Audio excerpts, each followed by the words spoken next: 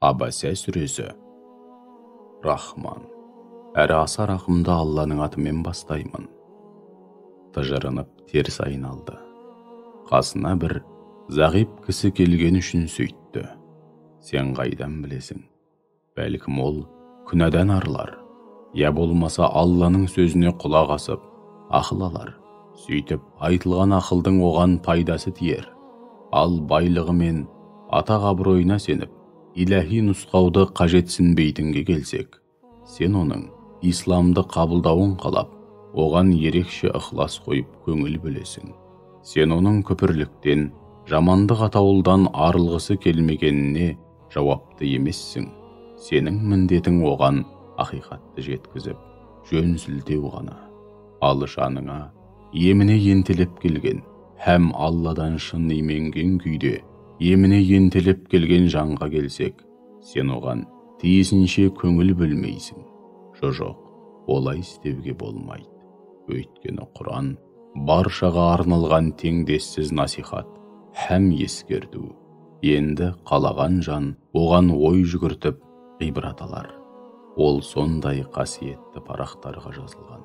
Алланың құзырындағы сондай ұлы һәм пәк, яғни жалған атаулыдан, қарама қайшылықтан ада мінсіз парақтар.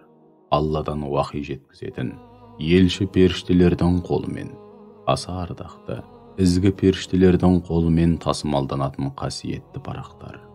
Әй, мүрдем кеткір кәпір адам, түріне қарамай күпірлікте қасарысуын қарашы. Алла оны не нәрседен жаратты? Ең болмаса, соны ойласа ғой. Әлбетте ер мен әйелден бөлінген бір тамшы судан жаратты.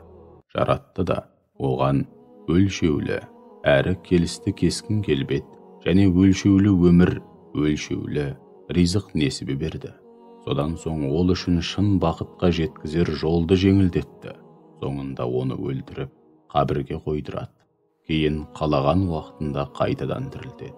Жоқ, шынтуайтында адам баласы, яғни кәпір адам, Алланың өзіне бұйырғанын орындамады. Ал енді адам баласы өзінің ас-ауқатына зер салып қарасын. Расында, біз жауынды молынан жаудырамыз. Содан соң, жауын суына қанған жерді қопсытып, егістікке әзір күйге келтіреміз. Нәтижеде, онда дәнді дақылдар өсіреміз. Сондай-ақ онда жүзім мен сан алуан көкөністер, зәйтүн мен құрма ағаштарын, ағаштары еңселі қалың бау-бақшалар, басқа да сан түрлі жеміс-жидек пен шөп шүйгін өсіреміз. Мұның бәрі сендердің және малдарыңның игілігі үшін. Алайда құлақты жаратын ащы дауыс, яғни сурдың жойқын үні шыққан кезде, сол күні адам баласы өз бауырынан безет, тіпті өз анасы мен әкесінен, жан-жары мен бала-шағасынан безет. Сол күні олардың әрқайсысы өз басымен қайғы болады.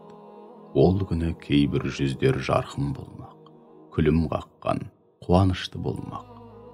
Сондай-ақ, ол күні шаң тозаң мен топыраққа бөккен жүздер қараңғыға батып, түнерген жүздер де болады.